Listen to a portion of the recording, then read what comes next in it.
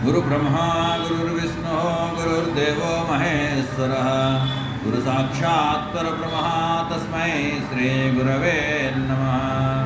विश्वेश्वरीं जगद्धात्रीं स्थितिसंहारकारिणीं निद्रां भगवतीं विष्णोरतुलां तेजसः प्रभुं त्वां स्वाहा त्वं स्वधा त्वं हि वषट्कारा सर्वात्मका सुधा त्वमक्षरे नित्ये त्रिधा मातात्मका स्थिता अर्धमात्रस्थिता नित्या अनुच्चार्या विशेषतः त्वमेव संध्या सावित्री त्वां देवी जननी परा। అమ్మవారి యొక్క నిద్రాస్వరూపము సావిత్రి విద్య గురించి చెప్తున్నాడు.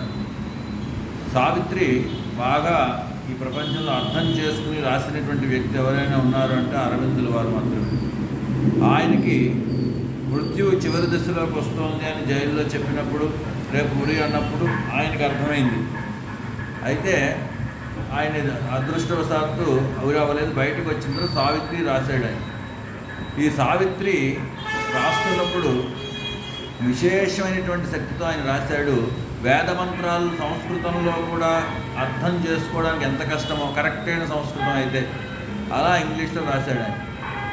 ఆ ఇంగ్లీష్ని మంత్ర భాషలో రాశాడు, ఛందస్సుల్లో రాశాడు. అది కాలేజీల్లో ప్రవేశపెట్టారు.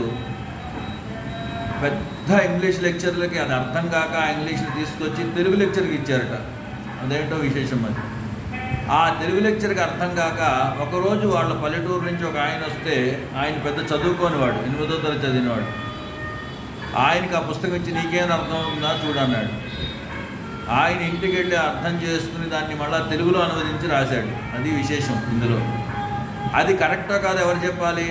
మళ్ళీ అరవిందుల సమాధి దగ్గర పెడితే అక్కడ ద మదర్ అని అరవిందుల యొక్క గురువు గారు అంతటి శక్తివంతమైన ఆవిడ చూసి ఇదంతా తెలుగులో బాగానే రాసేవని ఆయన అని అనువదించి సర్టిఫికేట్ చేశాడు.